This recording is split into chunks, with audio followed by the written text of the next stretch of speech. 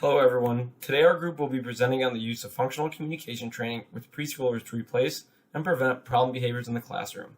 Functional communication has strong empirical and practical evidence that leads us to believe it would be a helpful tool for Ellison Preschool. Our group consists of myself, Mike, and group members Audrey, Holly, Alexa, Megan, and Andrew. We all have extensive experience as RBTs doing applied behavior analysis with children with autism spectrum disorder and other special needs. We will each take part in the following presentation to inform you about a school-wide implementation plan we created to reduce challenging behaviors with preschoolers. Hi everyone, my name is Holly Martin. I will be talking about our introduction and a couple of our video models. Lots of preschoolers have a hard time communicating what they want. Classroom staff who have experience with preschoolers might report children taking toys from each other instead of asking. This is common for both typically developing children and children with autism who may be nonverbal or don't know how to communicate. A lot of tantrum behaviors are also related to children having to wait for their turn. Children may also ask for toys inappropriately by screaming at one another or using a rude tone of voice to ask for things.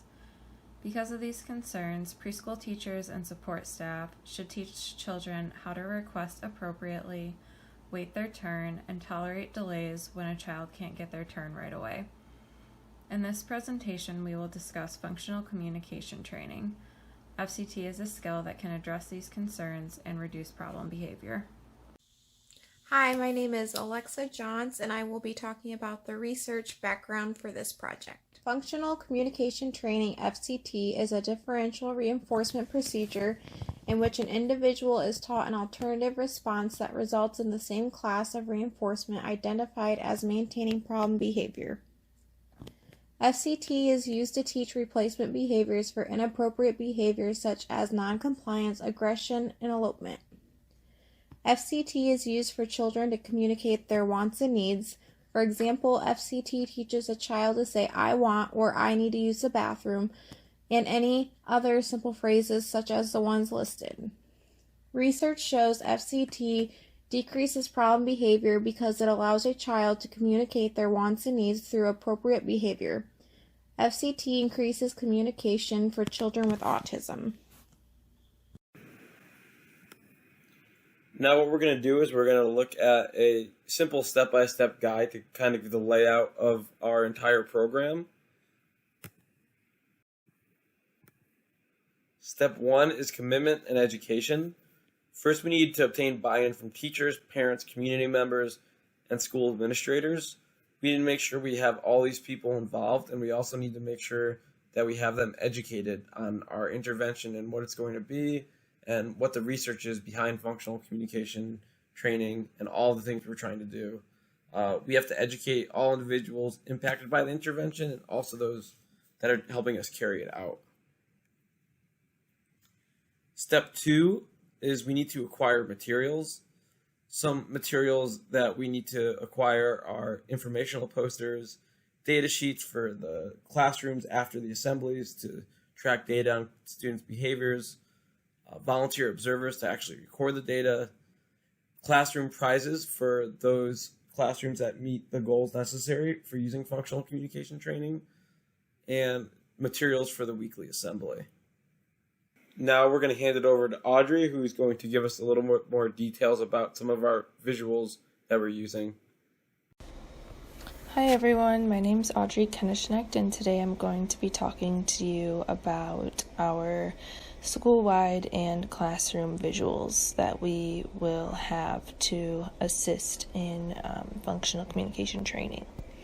So as you can see, we have quite a few different visuals that we'll be using to support the kiddos in the classroom with functional communication. So there are visuals that say yes or no so that they can appropriately accept or deny items or activities. There's also a visual for wait, so when they're going to have to wait for a turn with a toy or wait for a turn with an activity. the teacher can, use these visuals, other peers can use these visuals to communicate with the students and their peers about, what the expectation is. There's also an example of a point board that can be used for the student to request to his peers or his teachers to tell them, like, I want a snack, or I want help, or I don't want that. And this is great because the behaviors are often occurring when they, are denied access to a preferred item or activity. And so instead of engaging in physical aggression or maladaptive behavior when denying or telling them that they don't want something, they could just point using their point board and tell them, like, I don't want that, or I want more, please, or I need help. There's also a strip that's for requesting using the carrier phrase, can I have blank, please? So this might be when a student could ask, can I have a toy, please? Can I have a turn? Can I have more, please? Can I have, help, please? And there's a little space there where they can use their own peck and fill it in with the item or activity that they want. There's also a your turn, my turn visual that can be used, during playtime or times where they're playing games and they have to remind their peers, whose turn it is. They can point, oh, it's your turn, or it's my turn, and the students can help, see and understand whose turn it is and request turn taking appropriately rather than engaging in behaviors or grabbing at toys. There's also a poster that will be used in the classroom just as a reminder about taking turns, and this shows them, like, we take turns. Sometimes it's my turn, sometimes it's your turn, and I can be sad when that I don't get a turn, but it's okay. I will wait and I will get a turn next time, and I'm going to keep trying, and everyone will be proud of me for being a good friend and for waiting and having nice hands and, being a good sport. There's also another peck where it's just, having two students share. So this can be used to remind students to share. This can be used as a student to request to share. And so, yeah, those are a few of the different visuals that we'll be using school-wide and in the classroom. Hi, I am Megan Coffey. This is an example of the data sheet that we will be using. Because teachers are greatly outstaffed, volunteers will assist in data collection for each classroom. In addition, staff are not well trained, so we want the data sheet to be simple for staff and volunteers to understand and to be comfortable using. The function of the data sheet is just an efficient way to collect weekly point progress for each monthly criteria. Each goal is broken down into an independent and a prompted responses. So if the student was able to do it by themselves independently, then they would count towards the goal. If staff had to prompt them in any sort of way, then those points will not be counted towards their goal. There are 2 times data will be collected: recess and free play. These are times when the students will have the most opportunities to communicate and interact with their peers. We want the opportunities to be natural so that the students can generalize these skills across settings quicker. At the end of each week, the points will be collected and added to the running total for this specific point count on the back of the data sheet, and it will be broken down between the framed requesting for toys, tolerating delays for toys, and sharing toys. Once those are added up, then they'll be coinciding with their reward system. thank you for that important information about our visuals. I think visuals and using them around the school and within our classrooms is definitely a major part of our program.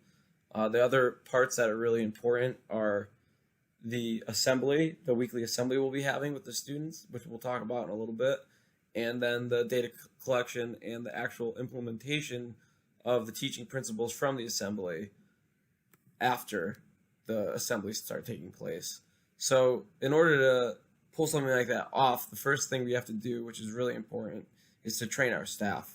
And training staff in this situation would be training teachers, administrators, people from our research team, just anyone involved in the intervention, for those in the assembly as well as in the classroom for data collection. So we need to train the people who are showing the kids what to do in the assembly and giving them feedback, as well as training those people in the classroom on their data collection to make sure that it's consistent and it's accurate. Also, we want to utilize modeling and role play with feedback in these training sessions. So we want to actually give people a chance that are participating in either the assembly or the data collection. We want to show them how to do it, and then we want to have them practice it with us giving them feedback. And then going back to Audrey's piece, we're going to put informational FCT posters around the school. The first part will be information-based, where it will just be discussion-based with the preschoolers at an age-appropriate level about what is good and bad in the classroom as far as behavior goes, as far as sharing toys, asking for things from each other, waiting for things. After this part, there will be modeling of those skills. So we'll have a carpet and some toys on the stage, and we'll have two adults actually act out kids using appropriate and inappropriate communication skills. So that could be on the inappropriate end, not tolerating delay, throwing a tantrum, maybe hitting another student, not asking correctly for things, or not sharing toys with other people, just holding on to something for too long. And then we'll also have them model appropriate skills. Oh, here's how you can ask a friend for something. Or here's how you can wait. You can play with a toy over here, and you can do something while you're waiting to play with that toy. Or here's how you can share with somebody. And we'll have them model these skills to the students. And then after some modeling, we'll move on to the third stage of the assembly, which will just be letting the children role play. And this will involve trying to get all the students throughout the assembly up on stage, and they'll be acting out different scenarios themselves. And we'll be there as researchers and as the team to kind of give them feedback on what they're doing well and what they can use improvement on. And obviously this is going to be a great opportunity for us to praise the kids for really doing the things that we want to see, and having some discussions about why the things we don't want to see are things we don't want to see. And now I'm going to hand it over to Andrew, who's going to tell us about the second major part of our intervention. Step 6, classroom rewards. Those classrooms demonstrating successful skills, 80% of opportunities will receive a prize. The prize can be determined by the school or the classroom, for example, a pizza party, field trips, or t-shirts. Final step, sustainability. Empower those in the school and community to maintain success after intervention team has left. Provide education and provide contact information for future support. Next, you'll see a couple examples of modeling and requesting tolerance delays, and also modeling of sharing. Yeah, that's mine. Megan, you can ask Holly for her turn. Holly, can I have a turn? You've been playing with it forever. No, it's my turn right now.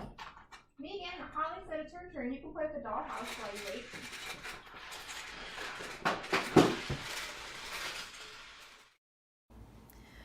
This example shows what teachers might model in an assembly teaching kids about how to use functional communication training in their everyday situations. As you can see, the presenters modeled inappropriate requesting. Megan takes the car away from Holly. Presenters modeled how children might react to this by hitting peers or stomping their feet when they can't have a turn right away.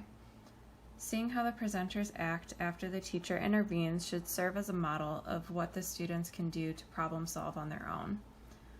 After this demonstration, presenters would get the audience of children involved by asking them questions like, what went wrong? What can you do if someone won't share? And what would you do if this happened to you? After this demonstration, the presenters would show more appropriate behavior, such as requesting and sharing, which will be seen in the next video. Hey, Holly, can I have a turn with the card now? No, we can take turns. Here you go. Thanks.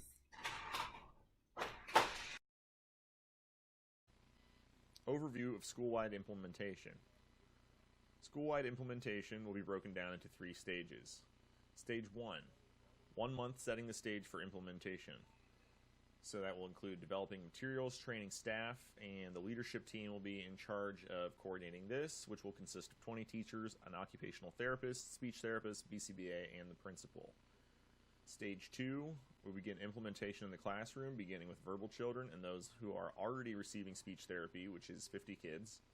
And weekly assembly with role-playing, classroom implementation, and rewards will begin at this phase.